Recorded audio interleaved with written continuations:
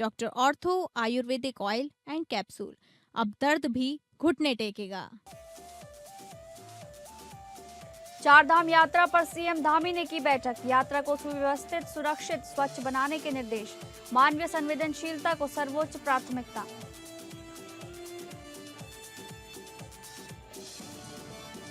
चंपावत में सीएम राहत कोष राशि वितरण पर उठे गंभीर सवाल। अध्यक्ष के नाम 2-3 लाख की एंट्री ने बढ़ाई शंका। मामला मुख्यमंत्री और राज्यपाल तक पहुंचा। उत्तराखंड दौरे पर हैं कांग्रेस प्रभारी कुमारी शैलजा। 2027 चुनाव की रणनीति पर होगा मंथन। लोहाघाट में डिप्लोमा इंजीनियर्स का बेमियादी धरना तेज।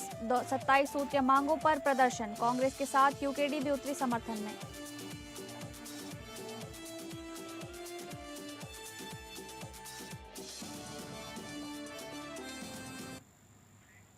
नमस्कार, आप सभी का स्वागत है उत्तराखंड न्यूज में। मैं हूं आपके साथ शालिनी राणा। शुरुआत करेंगे उत्तराखंड से जुड़ी खबरों की। उत्तराखंड की जीवन रेखा मानी जाने वाली चारधाम यात्रा 2026 को सुव्यवस्थित और सुरक्षित बनाने के लिए मुख्यमंत्री पुष्कर सिंह धामी ने कमान संभाल ली है। गुरुवार को सचिवालय में आयोजित एक उच्च स्तरीय समीक्षा बैठक में मुख्यमंत्री ने स्पष्ट किया कि इस वर्ष की यात्रा में व्यावसायिक लाभ की जगह मानवीय संवेदनशीलता सर्वोपरि होगी। सीएम धामी ने स्पष्ट शब्दों में कहा है कि इस वर्ष देवभूमि उत्तराखंड की जीवन रेखा चारधाम यात्रा को हर दृष्टि से अधिक सुव्यवस्थित, सुरक्षित, स्वच्छ और तकनीकी रूप से सशक्त बनाया जाए ताकि देश विदेश से आने वाले श्रद्धालुओं को बेहतर अनुभव मिल सके। मुख्यमंत्री पुष्कर सिंह धामी ने संबंधित अधिकारियों को कड़े निर्देश दिए हैं कि यात्रा में हर पक्ष, विशेषकर हेली सेवाओं के संबंध में व्यावसायिक दृष्टिकोण की अपेक्षा मानवीय संवेदनशीलता को सर्वोच्च प्राथमिकता दी जाए। देश और दुनिया भर से आने वाले श्रद्धालुओं की सुरक्षा और सुविधा हमारी व्यक्तिगत जिम्मेदारी है। अधिकारियों को निर्देशित किया गया कि पिछले वर्ष प्रारंभ की गई ग्रीन एवं क्लीन चारधाम यात्रा मुहिम को इस बार और अधिक प्रभावी रूप से लागू किया जाए। अगर कोई चारधाम यात्रा को लेकर भ्रामक खबर या अफवाह फैलाता है तो उस पर कड़ी कार्रवाई सुनिश्चित की जाए। अधिकारियों को निर्देश दिए गए कि हेली सेवाओं के संचालन में निर्धारित एसओपी का पूरी सख्ती से पालन किया जाए और सभी हेलीकॉप्टरों के नियमित मेंटेनेंस और फिटनेस जांच अनिवार्य रूप से की जाए। ये सुनिश्चित किया जाए कि यात्रा मार्ग पर गैस, पेट्रोल, डीजल और अन्य आवश्यक वस्तुओं की कोई कमी न हो। अधिकारियों को यात्रा मार्गों पर पर्याप्त मेडिकल यूनिट्स और पशु चिकित्सकों की संख्या और सुविधाओं को भी बढ़ाने हेतु निर्देशित किया गया। ऑनलाइन रजिस्ट्रेशन प्रणाली को और मजबूत करते हुए भीड़-भाड़ वाले रजिस्ट्रेशन केंद्रों पर अतिरिक्त बूथ बढ़ाने और डिजिटल प्रक्रिया को सरल और सुगम बनाने के भी निर्देश दिए गए हैं।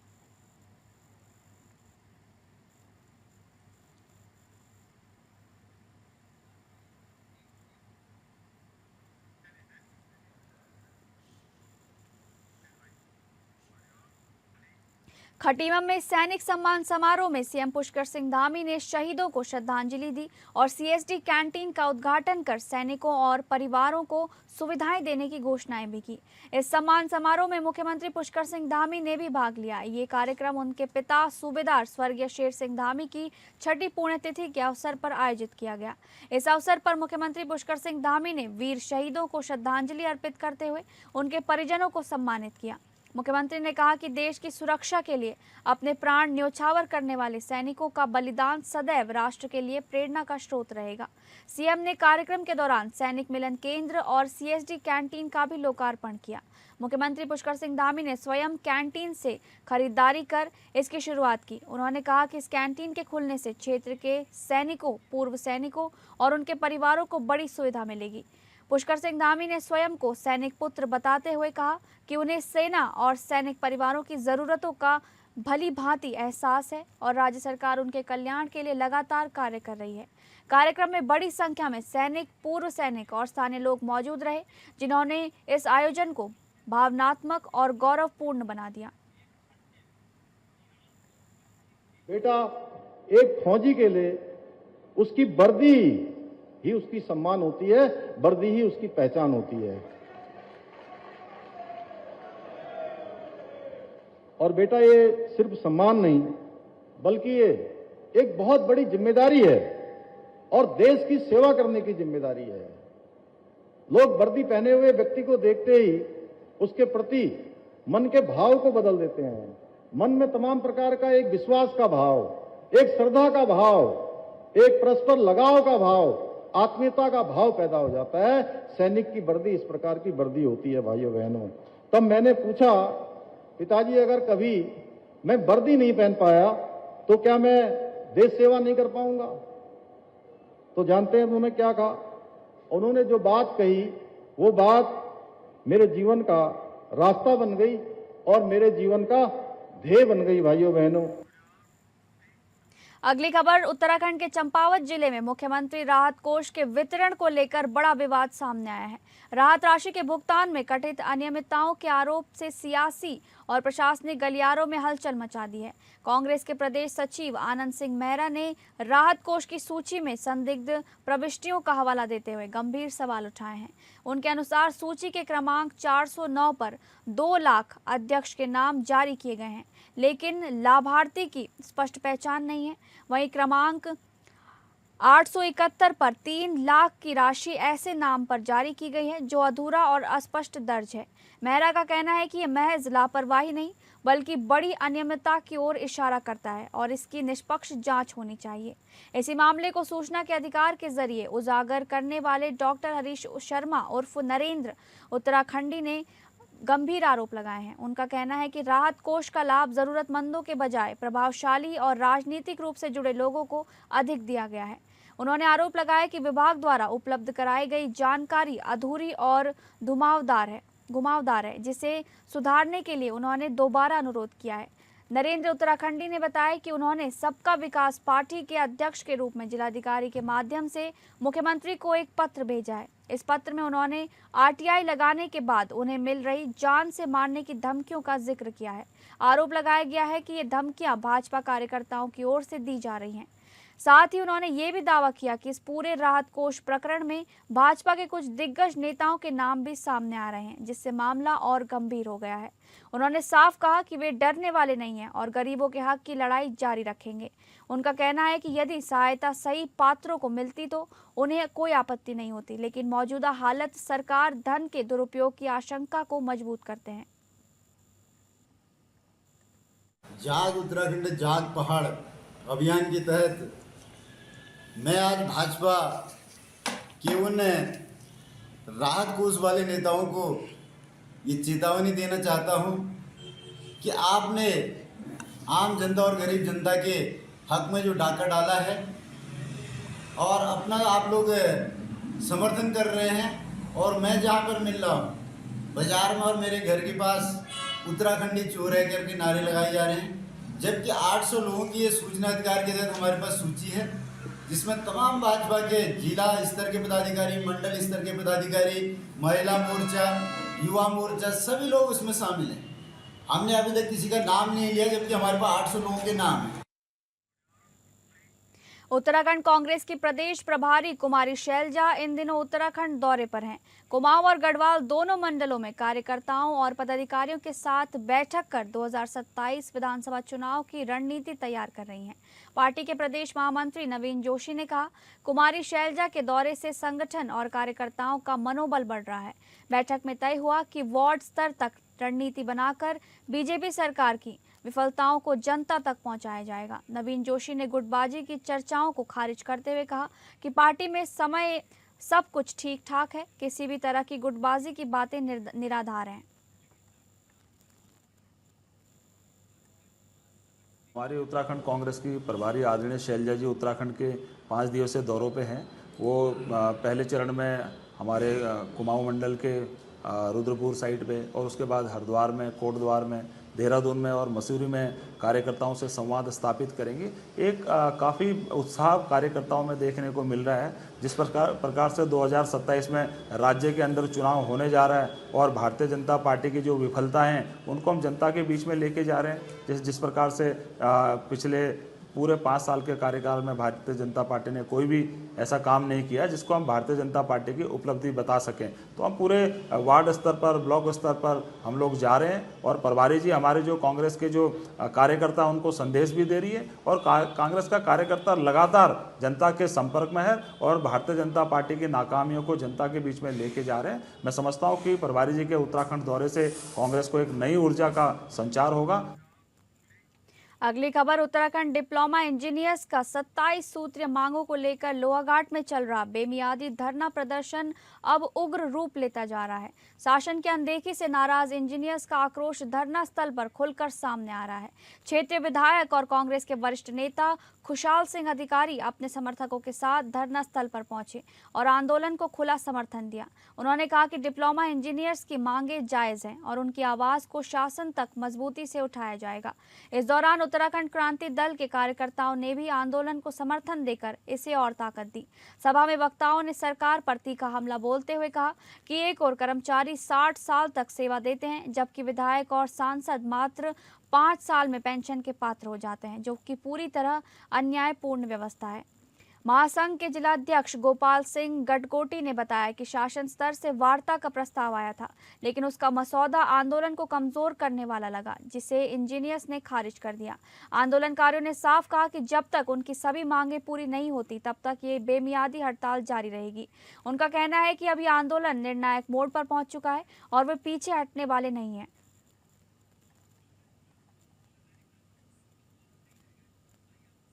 खबरों में आगे बढ़ेंगे। लोहाघाट में आंगनबाड़ी कार्यकर्ताओं का धरना उस वक्त और उग्र हो गया जब उप जिलाधिकारी द्वारा उन्हें धरना स्थल से जबरन हटाया गया। 6 अप्रैल से शांतिपूर्ण तरीके से चल रहे इस आंदोलन को हटाए जाने पर कार्यकर्ताओं में भारी आक्रोश फैल गया। प्रशासन की इस कार्रवाई के विरोध में सभी कार्यकर्ता रामलीला मैदान पहुंच गए, जहां पूरे दिन जोरदार धरना प्रदर्शन जारी रहा। कार्यकर्ताओं ने आरोप लगाया कि शासन उनकी आवाज को दबाने की कोशिश कर रहा है, लेकिन वे अब पीछे हटने वाले नहीं हैं। इस बीच यूकेडी या उत्तराखंड क्रांति दल के जिला पदाधिकारियों ने भी मौके पर पहुंचकर प्रशासन की कार्रवाई पर कड़ी नाराजगी जताई और आंगनबाड़ी कार्यकर्ताओं के आंदोलन को खुला समर्थन दिया। उन्होंने कहा कि लोकतांत्रिक तरीके से अपनी मांग रखने वालों को जबरन हटाना गलत है और ये जनता की आवाज दबाने का प्रयास है। धरना स्थल पर आयोजित सभा में ब्लॉक अध्यक्ष कविता पंत की अध्यक्षता और शर्मिला बोर के संचालन में कई वक्ताओं ने प्रशासन को घेरा। उनका कहना है कि सुपरवाइजर पद पर पदोन्नति में चंपावत जिले को शामिल किया जाए, न्यूनतम 24,000 मानदेय लागू किया जाए, रिटायरमेंट पर 10 लाख की एक मुश्त सहायता दी जाए। बायोमेट्रिक व्यवस्था तभी लागू हो जब राज्य कर्मचारी जैसा दर्जा व वेतन मिले। कार्यकर्ताओं ने साफ कहा कि समान काम का समान वेतन उनका अधिकार है। जब तक उन्हें राज्य कर्मचारी का दर्जा नहीं दिया जाता, तब तक उन पर उसी तरह के नियम थोपना अन्यायपूर्ण है। की और ये दुर्भाग्य है कि हमारी बहनों को जो इतने सारे काम लेकर के केवल 5,000 रुपए में खर्च दे रहे हैं महीने के। शर्मनाक बात है ना, इनके मंत्रियों के आए दिन तो तनख्वाह बढ़ते जा रहे हैं। 4-4, 5-5 दायित्व उधार इन्होंने चंपावत में पानी को पैसे की तरह बहा जाया, लेकिन इनके बैठे बैठे कोई शासन, कोई प्रशासन से हमें कोई हमारी सुध-बुद्धि लेने नहीं आया है और बकायदा हमें भगा दिया जा रहा है। तो सोचने वाला विषय है। कम से कम शासन प्रशासन ने तो यहाँ पे आना चाहिए। हमारी कौन सी बड़ी मांग है बताइए। हम कह रहे हैं हमें 24,000 रुपए मान दे दिया जाए, हमें बायोमेट्रिक से ना जोड़ा जाए। बायोमेट्रिक से ना जोड़ने वाली बात भी हम इसलिए कह रहे हैं क्योंकि हमें अन्य विभागों के साथ भी काम करना पड़ता है। Mussoorie traders and welfare association द्वारा पूर्व निर्धारित कार्यक्रम के अनुसार इंडियन गैस सर्विस के ऑफिस के बाहर धरना प्रदर्शन किया गया और एजेंसी के मैनेजर को बर्खास्त करने की मांग की गई है। मॉल रोड स्थित इंडियन गैस सर्विस के ऑफिस के बाहर दर्जनों की संख्या में स्थानीय व्यापारी और नागरिक धरना प्रदर्शन में शामिल हुए। घरेलू और व्यावसायिक गैस सिलेंडरों की कालाबाजारी और लोगों तक पर्याप्त मात्रा में आपूर्ति न होने के साथ ही अपने चाहते लोगों को गैस वितरण करने का आरोप लगाया गया है। Mussoorie traders and welfare association ने गैस एजेंसी के खिलाफ उग्र आंदोलन की चेतावनी दी है। एसोसिएशन का आरोप है कि गैस एजेंसी अस्पताल, स्कूलों और सरकारी संस्थाओं में गैस आपूर्ति के नाम पर अपने चहेतों को गैस दे रही है, जिससे आम लोगों को सिलेंडर नहीं मिल पा रहा है। पर्यटन सीजन में गैस की किल्लत से व्यापार पर असर पड़ेगा। एसोसिएशन ने उच्च अधिकारियों से वार्ता करने और गैस एजेंसी के खिलाफ कार्रवाई करने की मांग उठाई है। और गढ़वाल मंडल विकास निगम द्वारा संचालित मसूरी इंडियन सर्विस में इसके प्रबंधक सदी के खिलाफ हमने आज धरना प्रदर्शन करा है और ये धरना प्रदर्शन धरना 1.0 है, यानी कि ये धरना चलता रहेगा जब तक कि मसूरी के नागरिकों को, व्यापारियों को, व्यवसायियों को ठीक प्रकार से गैस का वितरण नहीं मिलेगा। हमारी मुख्य बातें बहुत सरल है, जो कि गैस कंपनी को समझनी चाहिए। समस्त हमारे मसूरी के नागरिकों की KYC होनी चाहिए, समय पर होनी चाहिए, उत्पीड़न नहीं होना चाहिए। जो गैस बुकिंग के लिए OTP नहीं आ रहे हैं उसकी OTP की कोई सरल व्यवस्था बननी चाहिए। छोटे दुकानदारों को, ढाबे संचालकों को, रेस्टोरेंट संचालकों को, चाय की दुकानों को, मैगी पॉइंट को, मोमो पॉइंट को, चाट की दुकान को, बेकरी को, रेस्टोरेंट को, हलवाई को, सभी को व्यावसायिक सिलेंडर मिलने चाहिए, जो कि 1 महीने से नहीं दे रहे हैं। पहाड़ों में बिगड़े मौसम ने एक बार फिर कहर बरपाया है। धारचूला निवासी पशुपालक भगत सिंह चलाल के लिए 8 अप्रैल की रात भारी त्रासदी बन गई, जब मूसलाधार बारिश और कड़ाके की ठंड के चलते उनकी 27 भेड़ बकरियों की दर्दनाक मौत हो गई। इस घटना से पशुपालक को भारी आर्थिक नुकसान झेलना पड़ा। भगत सिंह चलाल टनकपुर चारागाह से अपने मूल गांव दारमा लौट रहे थे। इसी दौरान वो लोहाघाट के मानेश्वर स्थित बलाई गांव में रात को ठहरे हुए थे। रात भर जारी तेज बारिश और ठंड ने हालात ऐसे बिगाड़े कि उनकी 27 भेड़ बकरियां नहीं बच सकीं। घटना की सूचना 9 अप्रैल की सुबह जिला आपातकालीन परिचालन केंद्र चंपावत को मिली, जिसके बाद प्रशासन तुरंत एक्शन मोड में आ गया। राजस्व और पशुपालन विभाग की संयुक्त टीम ने मौके पर पहुंचकर निरीक्षण किया। पशु चिकित्सकों द्वारा पोस्टमार्टम और राजस्व की जांच में ये स्पष्ट हुआ कि प्रतिकूल मौसम के इस नुकसान की मुख्य वजह से रहा। प्रशासन ने संवेदनशीलता और तत्परता दिखाते हुए प्रभावित पशुपालक को 96,000 की त्वरित राहत राशि प्रदान की। ये सहायता उपजिलाधिकारी नीतू डागर के निर्देशन में शीघ्र उपलब्ध कराई गई, जिससे पीड़ित परिवार को तत्काल सहारा मिल सका। ये घटना न केवल पहाड़ों में मौसम की अनिश्चितता और खतरे को उजागर करती है, बल्कि प्रशासन की त्वरित कार्रवाई भी ये दिखाती है। आपदा की घड़ी में मदद पहुंचाने के प्रयास तेज किए जा रहे हैं। की मौत हो गई थी, लेकिन जब जैसे हम लोग गए वहाँ पर मैं गया था और चंपावत की टीम गई थी और हमारे साथ और फार्मासिस्ट और अन्य कर्मचारी भी थे। जब हम गए तो वहाँ पे देखे करीब 27 बकरियों की मौत हो गई है। उसमें मेन इनकी मौत का कारण है कि उनके पहले तो उनकी भेड़ों की बाल कट गए थे। बाल कटने के बाद कल बारिश बहुत ज़्यादा हुई, उसके बाद फिर टेम्परेचर बहुत डाउन हो गया।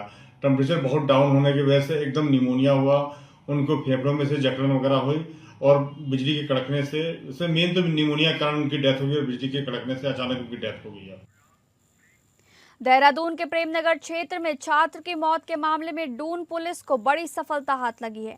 ऑपरेशन प्रहार के तहत फरार चल रहे मुख्य अभियुक्त समेत 2 इनामी आरोपियों को पुलिस ने पश्चिम बंगाल से गिरफ्तार किया है। 23 मार्च 2026 की रात कहरी गांव प्रेमनगर में छात्रों के 2 गुटों के बीच हुई मारपीट में एक युवक गंभीर रूप से घायल हो गया था, जिसके इलाज के दौरान मौत हो गई थी। इस मामले में थाना प्रेमनगर में BNS की विभिन्न धाराओं में मुकदमा दर्ज किया गया था। घटना के बाद पुलिस ने त्वरित कार्रवाई करते हुए 4 अभियुक्त युवराज कुमार, मधुर खंडेलवाल, शिवम शर्मा और अंकित भारद्वाज को पहले ही गिरफ्तार कर जेल भेज दिया था। पूछताछ में 7 अन्य आरोपियों के नाम सामने आए जो लगातार फरार चल रहे थे। फरार आरोपियों की गिरफ्तारी के लिए SSP देहरादून ने सभी पर 25-25 हजार रुपए का इनाम घोषित किया था और अलग अलग पुलिस टीमें और गैर प्रांतों में दबिश दे रही थी। सर्विलांस और मुखबिर तंत्र की मदद से पुलिस को महत्वपूर्ण सफलता मिली और मुख्य अभियुक्त प्रहलाद राज तथा अंकुर सिंह को पश्चिम बंगाल के पुरोलिया स्थित आकाश रिजॉर्ट से गिरफ्तार कर लिया गया। दोनों को ट्रांजिट रिमांड पर देहरादून लाया जा रहा है।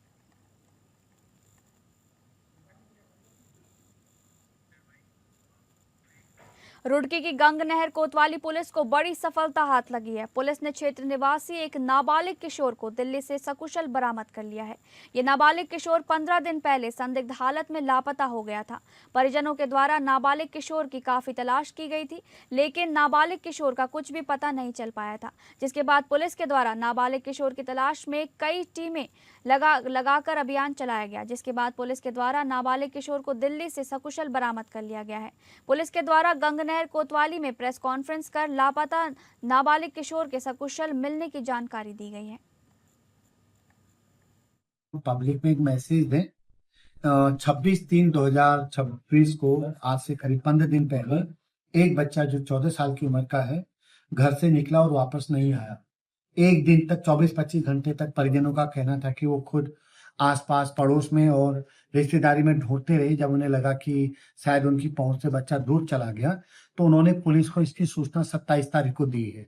चूंकि एक नाबालिग बच्चे की मिसिंग का मामला था, संवेदनशील था, इमीडिएट थाने में मुकदमा लिखा गया और उसी समय थाने स्तर से 2 टीमें बनी और हमारी एएसटीयू की भी टीम होती, वो भी इसमें काम कर रही थी।